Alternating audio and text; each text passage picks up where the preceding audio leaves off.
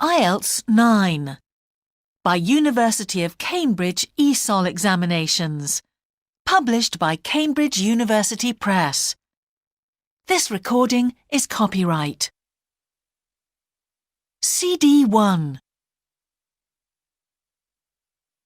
Test 1. You will hear a number of different recordings, and you will have to answer questions on what you hear. There will be time for you to read the instructions and questions, and you will have a chance to check your work. All the recordings will be played once only. The test is in 4 sections.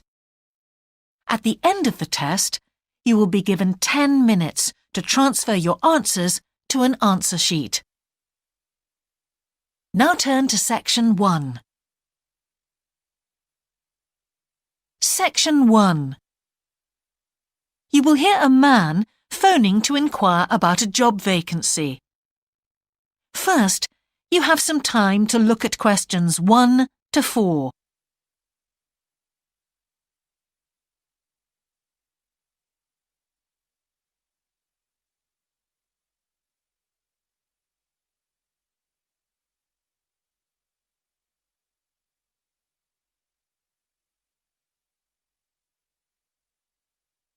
You will see that there is an example that has been done for you. On this occasion only, the conversation relating to this will be played first.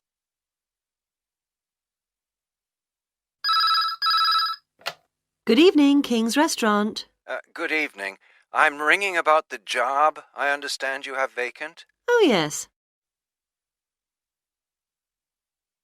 The job vacancy is at a restaurant, so a restaurant has been written in the space. Now we shall begin. You should answer the questions as you listen, because you will not hear the recording a second time. Listen carefully and answer questions 1 to 4.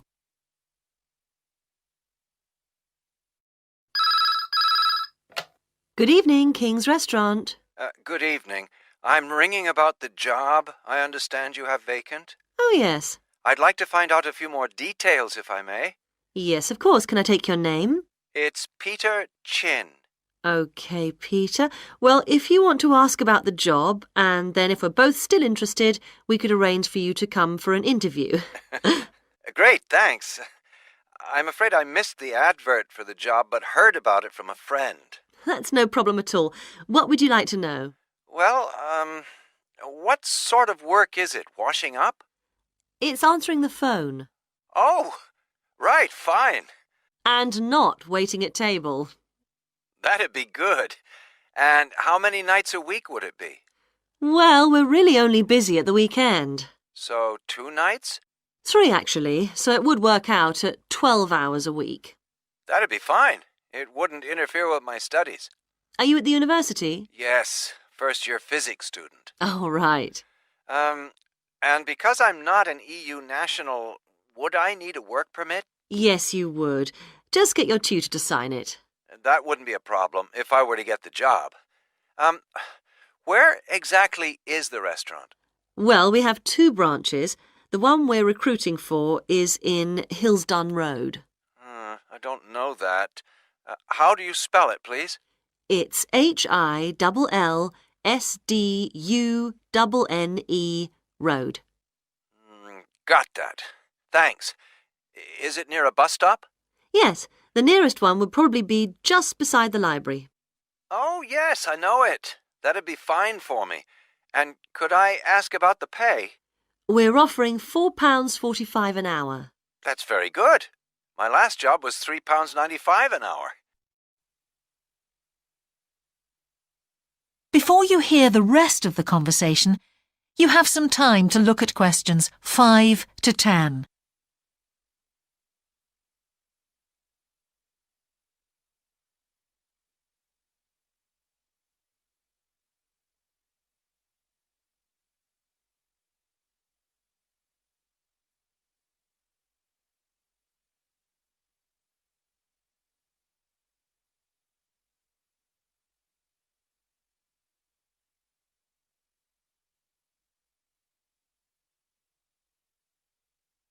Now listen and answer questions 5 to 10. We feel it's pretty good, and we also offer some good fringe benefits. Really? Well, we give you a free dinner, so you eat well. Right. Better than hostel food. We certainly hope so. And we also offer extra pay for working on national holidays. Oh, that's a really good perk, isn't it? Yes, we think so. And then because of the difficulties of getting public transport, if you're working after 11 o'clock, we drive you home. Oh, that's good to know. Well, we'd certainly be interested in inviting you for an interview, if you're still interested. Oh, yes, certainly. Could I just also ask what qualities you're looking for? Well, for this particular job, we want a clear voice, which you obviously do have. Thanks. And you must be able to think quickly, you know. Well, I hope I... So, when could you come in for an interview? We're actually quite quiet tonight. Sorry, I couldn't come tonight. Or tomorrow, I'm afraid. Thursday's okay.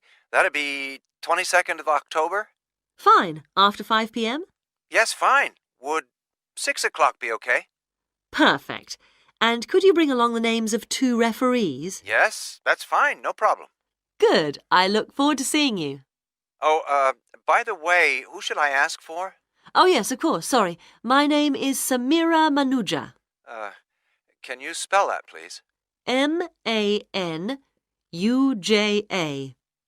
Okay. I've got that. Thanks very much. Look forward to seeing you later on then. That is the end of section 1. You now have half a minute to check your answers.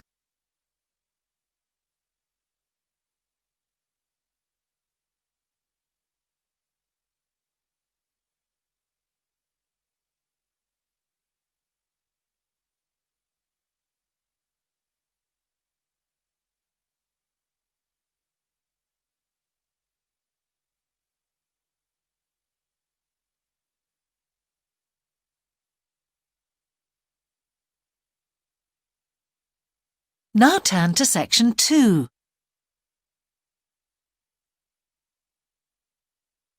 Section 2. You will hear part of a radio programme about the opening of a new local sports shop. First, you have some time to look at questions 11 to 16.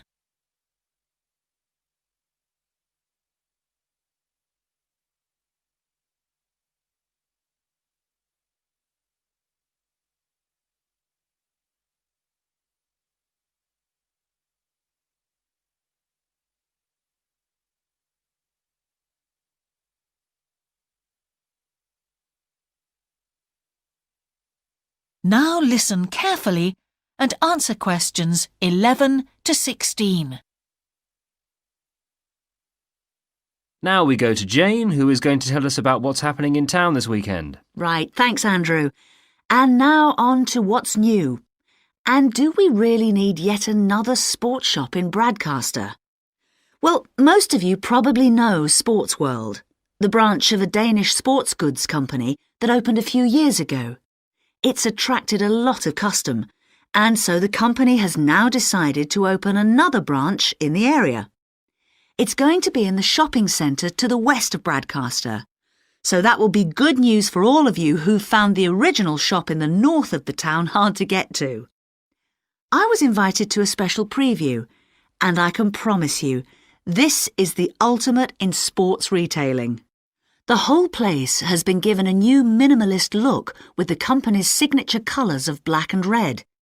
The first 3 floors have a huge range of sports clothing as well as equipment. And on the top floor, there's a cafe and a book and DVD section. You'll find all the well-known names, as well as some less well-known ones. If they haven't got exactly what you want in stock, they promise to get it for you in 10 days. Unlike the other store, where it can take up to 14 days. They cover all the major sports, including football, tennis and swimming. But they particularly focus on running, and they claim to have the widest range of equipment in the country. As well as that, a whole section of the third floor is devoted to sports bags, including the latest designs from the States. If you can't find what you want here, it doesn't exist. Before you hear the rest of the programme, you have some time to look at questions 17 to 20.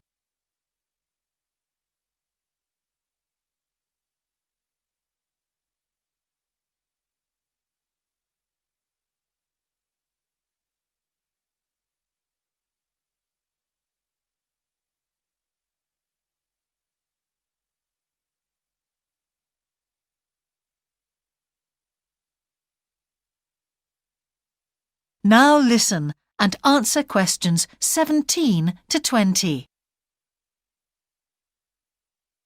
The shop will be open from 9 a.m. this Saturday, and if you go along to the opening, then you'll have the chance to meet the national 400 metres running champion, Paul King, who's coming along to open the shop.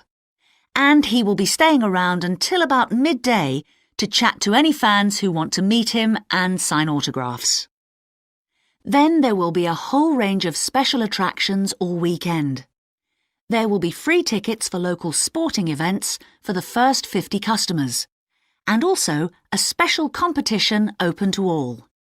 Just answer 15 out of 20 sports questions correctly to win a signed copy of Paul King's DVD, Spring Tips, while the first person to get all the questions correct gets a year's free membership of the Bradcaster Gym.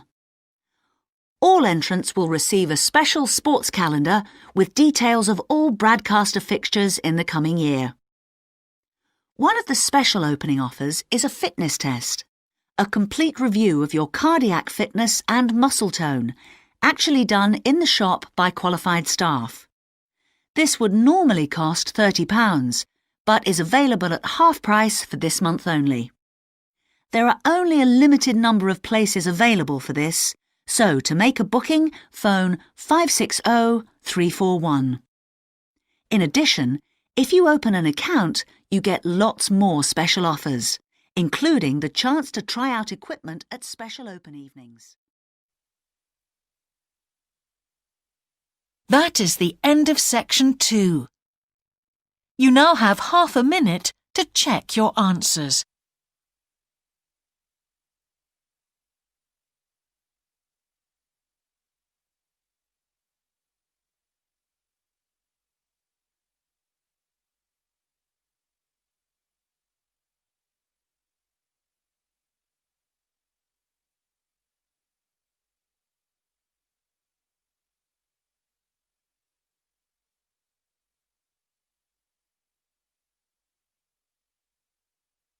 Now turn to section 3.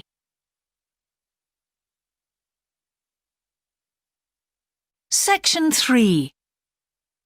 Two overseas students called Spiros and Hiroko have just finished the first semester of their university course. They are discussing with their English language teacher how they coped with the course. First, you have some time to look at questions 21 to 25.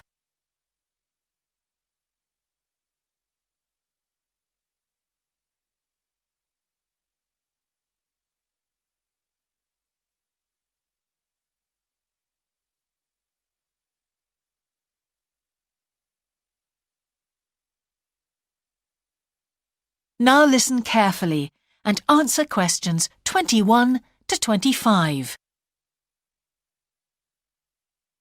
Before we start, Spiros and Hiroko, thanks for coming in today to talk about your recent study experiences, and congratulations to you both in doing so well in your first semester exams. Thank you. I'd like to discuss with you the value of the English for Academic Purposes course you did here last year before starting your university course. Spiros, if I could start with you, what parts of the program have now proved to be particularly valuable to you? I think that having to do a seminar presentation really helped me. For example, a couple of weeks ago in our marketing subject, when it was my turn to give a presentation, I felt quite confident. Of course, I was still nervous, but because I had done one before, I knew what to expect. Also, I know I was well prepared, and I had practiced my timing. In fact, I think that in relation to some of the other people in my group, I did quite a good job, because my overall style was quite professional. What about you, Hiroko? That's interesting. In my group, I was really surprised by the way the students did their presentations. They just read their notes aloud. Can you believe that? They didn't worry about their presentation style or keeping eye contact with their audience. And I remember that these things were really stressed to us in the course here. So, how did you approach your presentation, Hiroko? Well, to speak frankly, I read my notes too. At the time, it was a relief to do it this way, but actually when I had finished, I didn't feel any real sense of satisfaction. I didn't feel positive about the experience at all. That's a pity.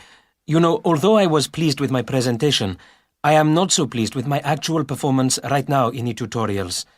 During the whole semester, I've not said anything in our tutorial discussions. Not a word. Really, Spiros? Why's that? Do the other students talk too much? It's partly that, but it's mostly because I have had no confidence to speak out. Their style of speaking is so different. It's not the style we were used to during the course. They use so many colloquialisms. They're not very polite, and sometimes there seems to be no order in their discussion. Also, they are very familiar with each other, so because they know each other's habits, they can let each other into the discussion. You're right, Spiros. I've experienced that too. Before you hear the rest of the conversation, you have some time to look at questions 26 to 30.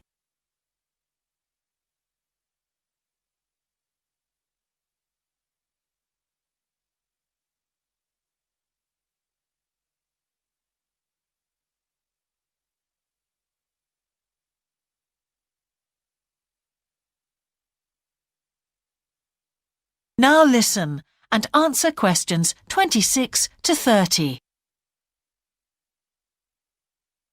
For most of this semester, I've said absolutely nothing in tutorials. But recently, I've been trying to speak up more, and I just jump in, and I've noticed an interesting thing. I've noticed that if they thought my point was interesting or new, then the next time they actually asked for my opinion. And then it was much easier for me to be part of the discussion. Oh, that's great, Hiroko. I hope that happens for me next semester. I'll have to work hard to find some interesting points. What helped you to find these ideas? I think that one thing that helped me with this was the reading. I've had to do so much reading this semester just to help me make sense of the lectures. At first, I couldn't understand what the lectures were talking about, so I had to turn to the books and journals. Every night I read for hours, using the lists of references that were given, and I made pages of notes. At breakfast, I read and read my notes again. This habit has helped me to follow the ideas in the lectures, and it's also given me some ideas to use in the tutorials. But I did so much reading anyway. I don't think there's any time left over for anything extra. My reading speed is still quite slow, though I'm much better at dealing with vocabulary than I used to be. What else do you think we could add to the course program to help with this reading problem? There's not really anything because it's my problem. I remember we were given long articles to read. We didn't like that, but now I realize that reading those long articles was good preparation for the things I need to read now. Also, in class, we regularly had speed reading tasks to do, and we kept a record of our reading speed, so the teachers were encouraging us to work on that. That's true, Spiros, but what we read could have been different. Sometimes in the English class, I felt frustrated when I had to read articles about the environment or health or education, because I wanted to concentrate on my own field, but we didn't read anything about engineering. So I think I wasted some time learning vocabulary I didn't need. But surely the strategies you were taught for dealing with that vocabulary were helpful? Yes, but psychologically speaking, I would have felt much better working on reading from my own field. What do you think, Spiros? Oh, I agree. That would have helped my confidence too, and I would have been more motivated. It was good, though, that we could work on our own topics when we wrote the research assignments. Okay, let's move on to writing now and... That is the end of section 3.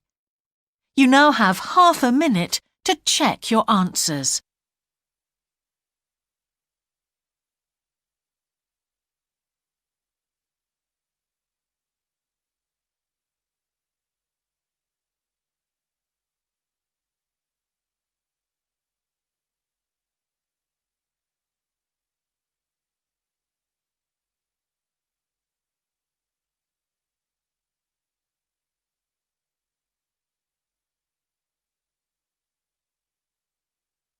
Now turn to section 4.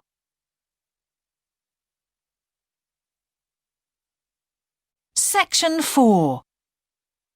You will hear part of a lecture about a problem related to the behaviour of certain sea creatures. First, you have some time to look at questions 31 to 40.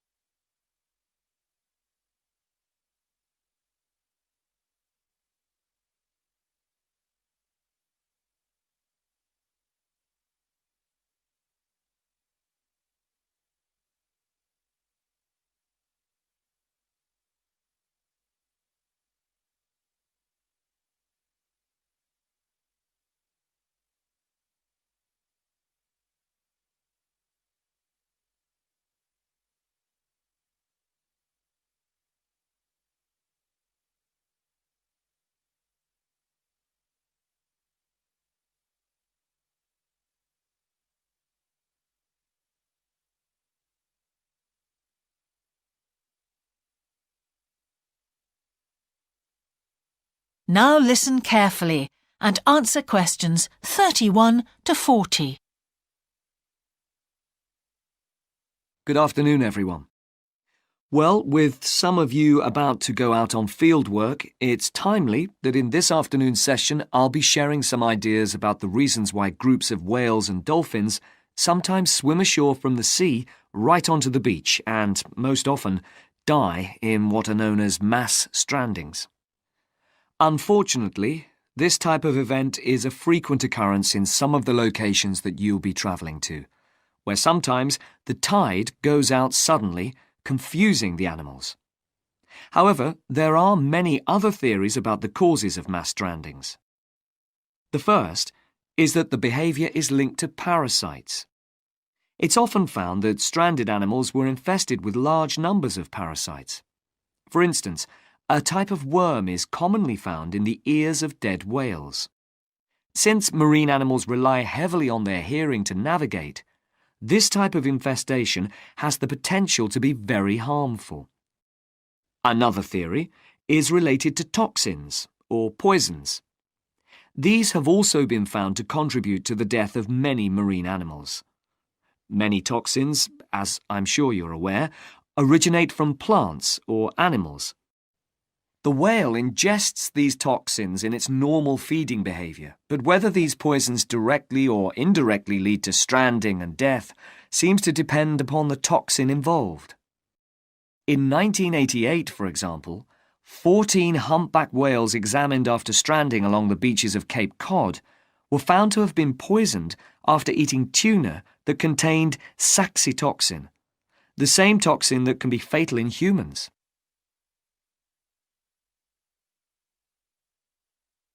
Alternatively, it has also been suggested that some animals strand accidentally by following their prey ashore in the confusion of the chase. In 1995, David Thurston monitored pilot whales that beached after following squid ashore. However, this idea does not seem to hold true for the majority of mass strandings because examination of the animal's stomach contents revealed that most had not been feeding as they stranded. There are also some new theories which link strandings to humans. A growing concern is that loud noises in the ocean cause strandings. Noises such as those caused by military exercises are of particular concern and have been pinpointed as the cause of some strandings of late. One of these, a mass stranding of whales in 2000 in the Bahamas, coincided closely with experiments using a new submarine detection system. There were several factors that made this stranding stand out as different from previous strandings. This led researchers to look for a new cause. For one, all the stranded animals were healthy. In addition, the animals were spread out along 38 kilometres of coast, whereas it's more common for the animals to be found in a group when mass strandings occur. A final theory is related to group behaviour and suggests that sea mammals cannot distinguish between sick and healthy leaders and will follow sick leaders, even to an inevitable death. This is a particularly interesting theory, since the whales that are thought to be most social, the toothed whales, are the group that strand the most frequently. The theory is also supported by evidence from a dolphin stranding in 1994. Examination of the dead animals revealed that, apart from the leader, all the others had been healthy at the time of their death. Without one consistent theory, however, it is very hard for us to do anything about this phenomenon except to assist animals where and when we can. Stranding networks have been established around the world to aid in rescuing animals and collecting samples from those that could not be helped. I recommend John Connor's Marine Mammals Ashore as an excellent starting point if you're interested in finding out more about these networks or establishing one yourself. That is the end of section 4. You now have half a minute to check your answers.